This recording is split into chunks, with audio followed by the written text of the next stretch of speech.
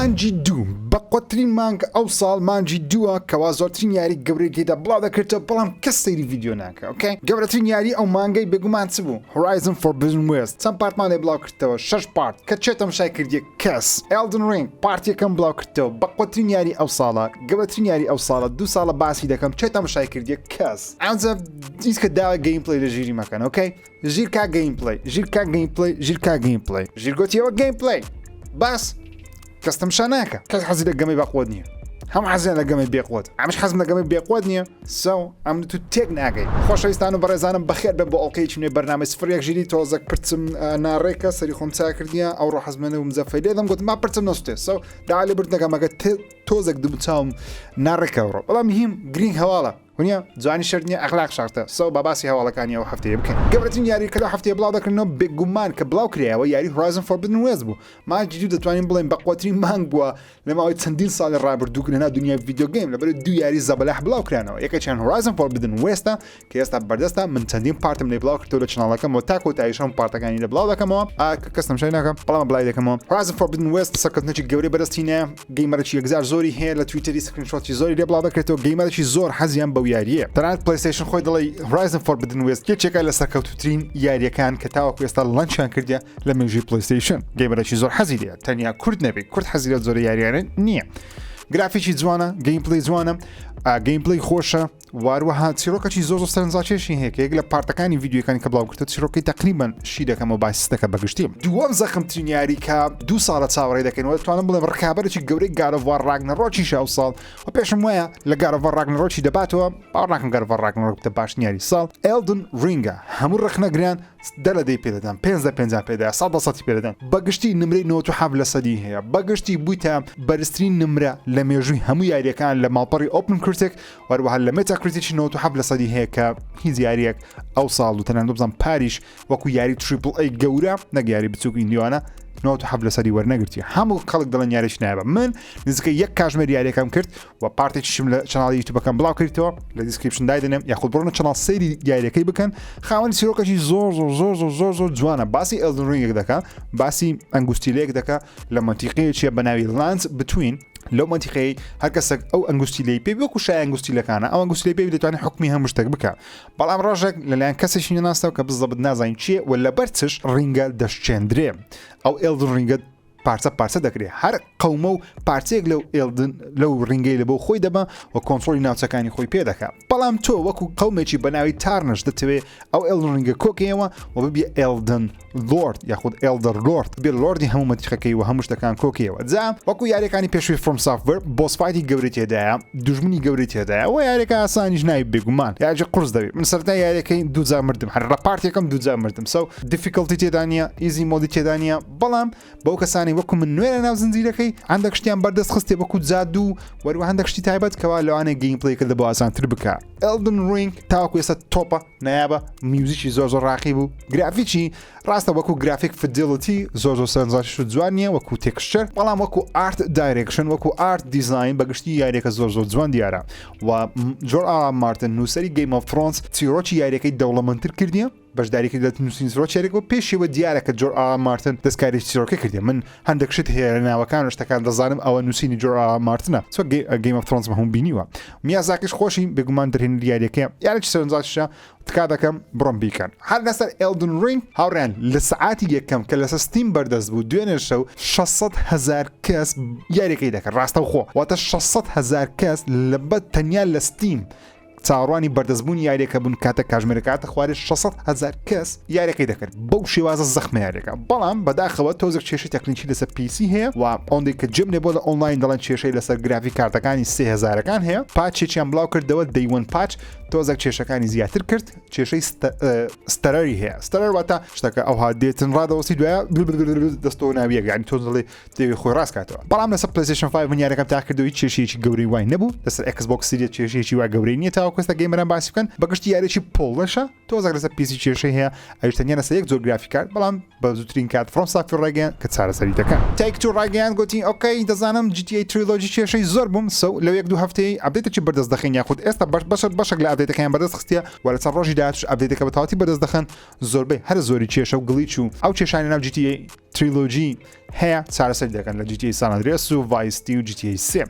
هەرچەندە تۆزێک درەنگە بەڵام هەر باشترە چا بکرێتەوە بۆ کەسانێکی یاریەکە دەکەن بە تایبەتیش کە لە PlayStation ناو یاری GTA Vice City بەردەستە گەیمەران ئەگەر هەفت PlayStation ناویان هەیە بۆ خۆیانتان تاقیکەنەوە یاخود لە Game Pass GTA San Andreas بەردەستە لەرەگەی ئەو ئابدەیتەوە کێشەکان باشتر چارەسەر دەکرێن بێمەسە PlayStation دەنگۆیەکی یەکجار زەبەلا هەیە دەتوانین بڵێن ئەو جۆرە دەنگۆیانە سۆنی بانقەت بەخۆی بڵاوی دەکاتەوە تاوەکو ڕیاکشنی خەڵکی و سەرنجی خەڵکی ڕاچی چکۆت کاتەکە دەڵێ دەنگۆ سەرنجی خەڵکی زیاتر ڕاکێشێ بەڵام کاتەکە دەڵێ فەرمی لەوانەیە زۆر خەڵک بەلایەوە گرنگ نەبی چکۆ فەرمیە بەڵام دەنگۆ سەرنجی خەڵکی زیاتر ڕاکێشێ سۆنی تقریبا پێم وایە بەخۆی ئەو دەنگۆی بڵاو کردەوە کە لە مانجی State of Play یاخود ئیڤنتێکی گەورەی PlayStation دەبینین لەوانەیە ئەگە State of Play پێمامی دوو State of Play دەبینین ئەگە ئیڤنتێکی گەورەش بی ئەوە لێک ئیڤنت هەر هەمووی باز دەکەن چکە زۆر بابەت هەیە سۆنی دەتوانی باسی بکە سبسکریپشن نوێیەکە دەبینین ئەو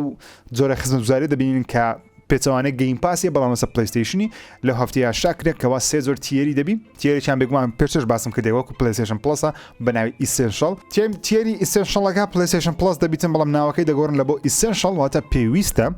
بەناوی پێویستیە نرخەکەی هەر $10 تەنیا PlayStation Plus و کارتی ئۆنلاین لەخۆ دەگرین تیێری دووەمیان بەناوی ئەکسترا دەبی نرخی $13 لە مانگەچی پێم وابی ئەو ئەکسترا بەپی ئەو دەنگۆیەکان یاروە بەپی ماڵپەڕی ڤیدیۆ گەیم کرۆنیکل بی کە مەقالەی زۆر جوانیان بڵاو کردەوە هەرمون خوێندەوە بەڵام نرخی $13 دەبیتن بەشێک لەو یاریانە لە خۆ دەگریتن کەوا لە PlayStation ناو هەیە و لە PlayStation Plus لەوانەیە هەندێک یاری لەخۆ بگاتە تۆزێک شتی زیاتر لە خۆ دەگری بەڵام مهمترینیان پریمیەمە کە نرخی $16 لە مانگەچی ئەویان هەموو شتەکان لە خۆ دەگریتن وەروە دەرە گەیم ترایل لە خۆ دەگری واتە مەسەن گارڤ ڕاگنەرۆک ناتێت بیکردێنێت چەند ساعتێک تاقیکەوە بزانین بەدڵ تا خودنا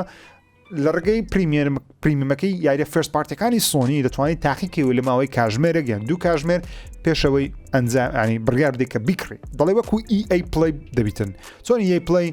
جۆرە خزمەتگوزاریێکی هەیە وەکو EA Play کە یاریەکان دەتوانین بۆ چەند ساعتێک لە لای خۆ بەسەنیوی 10 ساعتە دەتوانین یاری پێ بکەیت دوای بیان کڕ یاخود دوای بەردەست دەبن لە ناوی بەو شێوازە دەبیتن پریمیەمەکە وەروە چەندین کۆنتێنەر 200 بۆ 300 یاریش داوڵەندەبڵ دەبی لە ناو پریمیەمەکەی یاریەکانی Play 4 Play 3 بەڵام Play 3 ئایا داوڵەندەبڵ دەبی یاخود ستریم دەبین و پلیس دەڵێ گرنجێکی زۆریش بە یاری کلاسیکەکان دەدەن بەڵام بزەب دووشەی کلاسیک دێرە بەمانەی ئەوە دێکە ئایا یاریەکانی Play 1 و Play 2 مەبەستیان چییە ئایا بە ستریم دەبی یاخود بە داوڵۆن سۆنی دەبی لەوەمان باس بکە لەو کۆنفرانسە یاخود لەو ئیڤنتێک کە لە مانجی سێ ڕوو دەدا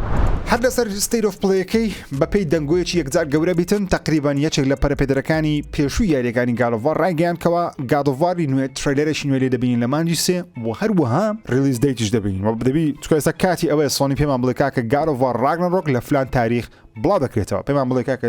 فلانی فلان تاریخ لە بۆ فلان تاریخ God of War Ragnarok بەردەست دەبی تاوەکو هەمومان کەی خۆمان God of War Ragnarokی ئامادە بکەین چکە بەڕاستی دەنگۆیەکی دیکەش بۆ هەفتێک کە دایانوت God of War Ragnarok لەوانەیە دوا بخرێ لەبەروی ئەگە هاتە مانجی 5 God of War Ragnarok ریلیز دەیتی نەبی واتە بەرواری بڵاوکردنەوەی نەبی ئەگەری دواخرانی زۆر دەبی هەرچەندە ئەگە بەلایەکی دیکەوە سەیرکەین دەزانین کەەوە God of War Ragnarok بەرهەمێنانەکەی زۆر بشتەکانی تەواو بووە مەسەلەن دەزانین کەەوە سانتا مۆنیکا تیمەکی دووەمیەوە دروست کردی خەریکی یاریی خەیاڵی زانستینە کە کۆری بارلۆک کاری دەهێن لە بۆ دەکات ئەو زانیاران دەزانین بەڵام ئایا God of War Ragnarok بوویتە گۆڵد دەبتە گۆڵد کەی بزەڵ بڵاو دەکرێتەوە دەبی لەو ئیڤنتەی داهاتوو بە ترۆلێرەی نوێ کە زیاتر فۆکس دەخاتە سەر ستۆری یاریەکەی وەربە کۆمباتی یاریەکەی دەبی لەوێ لۆمان ڕوون بکەنەوە و بێگومان تقریبا فەرمیە ئەوەیان Hogwarts Legacy لەو ئیڤنتی PlayStationی تێیدا بەشدار دەبی و تریلەر وەستی ریلیز دەیتی دەبینین تریلەرێکی نوێ کە زیاتر عینێک وەکو God of War-ەکەی چۆن دەڵێت چیرۆکی یاریەکەی و کۆمبات و چۆنێتی کارکردنی یاریەکەت پێپشان دەدا بە گەیمەر دەڵێ ئەو یاری ئەوە لە خۆ دەگری و ریلیز دەیتی دەبینین کە پێم وایە لە کۆتاییەکانی 2022 دەبیتن بەڕاستی و لە هەمووشی گرنگتر تقریبا لە هەفتەی ڕابردوو هەوڕێیان PlayStation VR2 شێوەکەی ئاشکراکرا ئەوە شێوەکەیتی و پێم وایە سۆنی لەو ئیڤنتێک کە بێ زیاتر تایبەتمەندەکانی دەخاتە ڕوو هەرچەندە بە تێکس زۆر بشتەکانی یاشا کردیە ئەوە شێوەکەشمان بینی بەڵام شێوەکەی تەنیا مۆدێڵە ڕاستی نازانین کە یەکێک لەسەری خۆی دەکات چۆن دەردەسی شێوەیە دەبین کەوا کامێرای لەسەرە واتە تراکی هەیە بە خۆی پێویستی بە کامێرای PlayStation نیە بەرامبەری دابنەی و دەرن عدەسەکانی 4K HDR تاوەکو 110 هرتز دەتوانێت یاخود 120 یان 110 هرتز دەتوانێت کار بکەم یادارم PlayStation VR-ی چاک بی و من حەز دەکەم دانەیەک تاقیکەمەوە بەڕاستی شتەکە تاوەکو ئێستا لە مێژی PlayStation ڕووینەدایە بەتایبەت PlayStation Plus و PlayStation ناو ڕووینەدایە یاریەک بە ناوی Shadow Warrior 3 بۆ یەکەم جار لە ڕێگەی PlayStation ناو لە ڕۆژی یەکەم بەردەست دەبی هاو شێوەی چۆن گەیم پاس زۆر بە یاریەکانی خۆی لە ڕۆژی یەکەم لە گەیم پاس بەردەست دەبن Shadow Warrior 3 لە یەکەم ڕۆژی بەردەستبوونی لەسەر PlayStation ناو بەردەست دەبی کە سپرایز نییە تقریبا پێویستە سۆنیشەوە هابکە بەڵام پێویستە بۆ هەری دیکەەوە هەبکە یاریە بەناوبانگەکان نەک ئەو یاریە شارەوەرە نازان بەناوبانگە یاخودنا من نەمکردی نەشم دیتە نازان باس چ دەکەم ئەگەر حەز لەو یاریە ڕۆژێکم لە پلیستیشن ناو بەردەست دەبێت بینە سەر فیفا و EA لەو هەفتەیە کۆنفرانس کۆڵێک ئەنجام دەر لە ناو کۆمپانیای EA و CEO EA بەڕێوەبەری جێبەجێکاری کۆمپانیای ڕایگەیاندکەوە ئەوان بێزارن لە بەکارهێنانی ناوی فیفا و نانوێت 2 میلیارد دلارەکەش بدەنە فیفا تاوەکو ناوی فیفا بە تەواوەتی وەربگرن و بەڵام دەڵێت ڕێکەوتنەکەیان بەو شێوازێ کە تاوەکو 2023 هەر دەمینێ بەڵام فیفا 24 نامینێ بوونی نامینێ ئەو کاتی لایسنسەکەی لێبەر دەگرێتەوە فیفا لە EA بەڵام 2023 ینی ئەو ساڵ بە تایبەتی فیفا 23 وەرلد کاپی لە خۆ دەگری واتە مۆندیالی لە خۆ دەگری واتە فیفای ئەو جارە یاری فیفای EA ئەو جارە وڵد کەپی لە خۆ دەگری وڵد کەپی ئافرەتانیش لە خۆ دەگری وەتە مۆندیالی پیاوان و ئافرەتان لە خۆ دەگری بەڵام بۆ ساڵی داهاتوو واتە فیفا 24 دەبی ناوەکەی بگۆڕن و فیفا بە تایبەتی لایسنسەکە لە EA وەردەگرێتەوە لەبەرەوەی پێویستە 2 میلیارد دلار بداتە فیفا EA تاوەکو لایسنسی فیفا بەکاربینێ و EA دەڵێ فیفا زۆر زوڵمانێ دەکات لەبەرەوەی ئەو پارەی کە ئەو داوای دەکات زۆر زیاتر لەو عقدەی کە پێشتر کردویانە و ئەوەندە سوودەژە لای فیفای وەرناگرن هەرچەندە من پێم وانە EA سوودە لای فیفای وەرناگری چۆن سوودە ناوی فیفای وەرناگری ئاتوو بەوەی ناسایی کە یاریەکە ناوی فیفا نازم ناوەکەی دەکێت EA فوتبۆل EA سپۆرتس فوتبۆل I don't know زانین کو دەبی بەواتە 2023 گەیمەرانی فیفای خەمتان نەبێ هەناوی فیفای دەمینێ بەڵام 2024 دەبی ناوەچ کار بژێرنەوە خۆتان پێشتان تەبێبی مانج ڕابردوو پلیستیشن پلس خراپ بوو بەڕاستی بەڵام ئەو مانگەی تۆزێک سۆنی تەعویزێکی گزکۆکەی کردینەوە هەرێکە لە یاریەکانی گۆز ڕەنەر بە تایبەتی لە بۆ پلیستیشن 5 ئارک سڤایڤل ئیڤۆڵڤ لە بۆ پلیستیشن 4 و پلیستیشن 5 تیم سۆنیک ڕیسینگ لە بۆ پلیستیشن 4 و پلیستیشن 5 و تەنیا بۆ ئەو مانگەش یاریی نوێ تقریبان دەتوانین بڵین یاریی مەسەرە یاری تەواو نییە گۆس ئۆف سوشیما لیجنز مۆدی ئۆنلاینی گۆس ئۆف سوشیمای لە بۆ پلیستیشن 4 و پلیستیشن 5 بەردەست دەم واتە مانجی سێ یاریەکانی خراپ نییە بەڵام باشترین مانجیش نییە هێشتا هەرچەندە من حەز دەکەم تیم سۆنیک ڕیسینگی زۆر تاکەمە لە مێژە ئەو یاریم نەکردیان من یاری گۆست وایرم هەر هەیە ئارکم هەر هەیە گۆس ئۆف سوشیما لیجنزشم هەر هەیە تەنیا تیم سۆنیک ڕیسینگەکەم نییە تەنیا ئەویان تاقی دەکەمەوە بە شێوەیەکی فەرمی و نافەرمی تقریبان یەکێک لە پەرپێدەرەکانی ناوی ئستودیۆی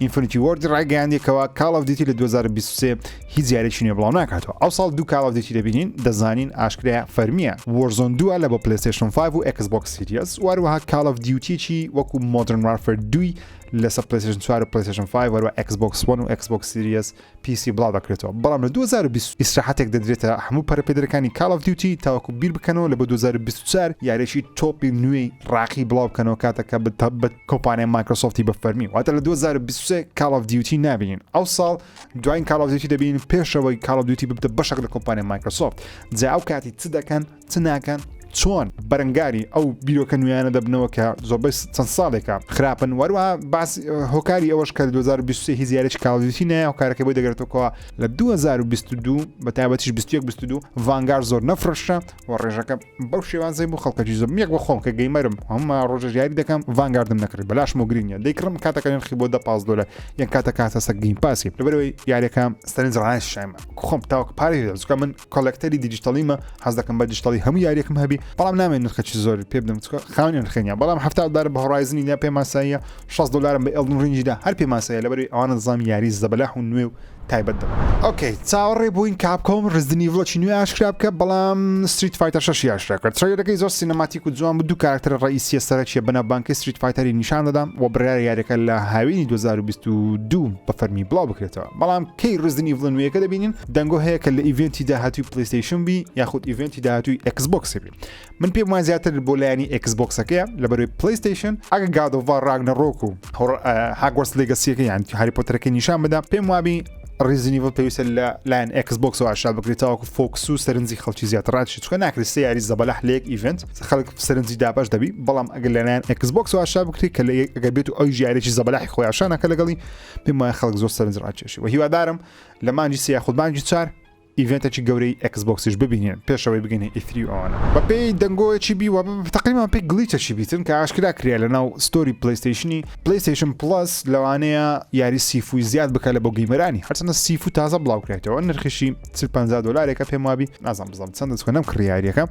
لەسەر پلیستیشنی بەردەستە لەگەر PC دەڵێن لە بۆ پلیستیشن پلسی دێ بەڵام کەی دێ بزەبت نازانین بەڵام ئەگە پارەت پێنیدا چاوەڕێکە لەوانێ لە پڵسی وەری خۆ چاوە دەکەم تا لە پڵسی وەری دەکرم و مۆدی دیفیکەڵتی ئیزیشیان ئاشکرا کرد لە بۆ یاریەکە چکە زۆر خەڵک یاریەکەیان کڕیە بەڵام پێیان تاوا ناکرێت لە بەرەوەی زۆر قورسە بەڕاستی من خۆم بەشەکم کردی لە چناڵ بەردەستم دوایین هەواڵم لەسەر Ubisoft لە کۆنفرانسێکی خۆی ڕاگەیاندکەوە یاری Assassin's Creed Valhalla زیاتر لە $1 ملیار کۆ کردیتەوە کە پارەیەکی زۆرە بەڕاستی پێم وایە سەرکەوتوترین یاری Assassin's Creed تاوەکو ئێستا بڵاوکرێتەوە لە مێژوودا Assassin's Creed Valhalla خەڵکەکی زۆر کڕی بەڵام من پێم وانێ باشترین یاری Assassin's Creed بەڕاستی بەتایبەتی لەو سێ یاریە ئۆریجین و ئۆدیسی و Valhalla من ئۆریجین تاوەکو ئێستاش تایبەترین یاری ئەساسنە لە نوێیەکان لەکنم یونیتیش وەکو پێشتر یاری جیاواز کلاسیکەکان یونیتی زۆر پێخۆشە و ئۆریجینل بەڕاستی عاشقی ئۆریجین بووم ئۆدیسیش وڵات چکە من ئۆریجین و ئۆدیسی زیاتر لە 300 ساعت نەناویاندا بەسەر بردیە لەوانێت 400 ساعتشم بەسەر بردی ئەرنەوە هەموو دیڵسەکانم کردینە هەموو مەرحەلەکان هەموو ساید میشنەکان هەموو بۆس فایتەکان هەر هەموم بڕیە بەڵام Valhalla تاقەتم نییە بیکەم حەزیش ناکەم بیکەم چیرۆکی یاریەکەم تەواو کردیە بەڵام ساید میشن و DLC-کان حەز ناکەم بیکەم لەگەڵەوەی جیهانەکە تۆزێک جوانترە بەڵام تۆزێک دەستکاری گەیمپلەیەکەیان کرد گەیمپلەی لوپەکەیان گۆڕی بەڵام هۆکاری سەرکەوتنەکەی بەوەی دەگەڕێتەوە کەەوە Valhalla ڤایکینگە هەموو خەڵک حەزی لێ بستە ناو دنیای ڤایکینگ بەتایبەتیش ئێستا کە ڤایکینگ زۆر بەناو بانکە بزانن گالۆڤاریژە نە دنیای ڤایکینگە مەسەلەن لەناو دنیای نۆرز مەتالۆجیە ئەوانیش دێنە ناو دنیای نۆرز مەتالۆجی یانی لەوە هەندێ بۆ شێوازە زۆری فرۆشە ئۆکێ ئاوڕێن خۆشەویستم زۆر سپاسان دەکەم بە بینینی ئەو ڤیدیۆیە تکا دەکەم دگمەی لایک سبسکرایب لەبیر نەکەم بە پژیریکردنە ڤیدیۆکانم بەڕاستی تاکە ڕێگە بە پژیریکردن لە کارەکانی ژیری تەنیا لایکردنی ڤیدیۆ زۆر سپاسان دەکەم تکا دەکەم پێم بڵێن ئەگەر هەستان لە یاریەکە یاخود لە یاریەک نییە گەیمپلەیەکەی دانێن یاخود نەیکەین لە کۆمنت بۆ چوونی خۆتان بنووسن من ئێستا زۆربەی پارتەکان یاری هۆرایزنمدانەیە تقریبا 2 ڤیدیۆ 3 ڤیدیۆ مایە کۆتایی بە یاریەکە بینم لە چناڵ هەم پارتەکانی بەردەستە بە زمانی کوردی بە کواڵتیشی باش و یاری Elden Ringیش ڤیدیۆیەکم بڵاو کردەوە بەڵام تەماشایەکی دەکەم زان ڤیدیۆیەکە چۆن دەبی ئەگە ڤیدیۆکە سەرکەوتنی بەدەستینە ڤیۆکی زۆر لە بۆ هات لایکێکی زۆر لە بۆ هات کۆمنت زۆر لە بۆ هات بەردەوام دەیدا ئەگەر زانی کەس تەماشای ناکە بێگومان بەردەوام نەم دەیدا تەنیا لە بۆ خۆم دەیکەم بەڵام ریڤیو هەر لە بۆ دەکەم ئەکید بن چاوتان ماز دەکەم تا ڤیدیۆکی دیکە خودەتان دەکەم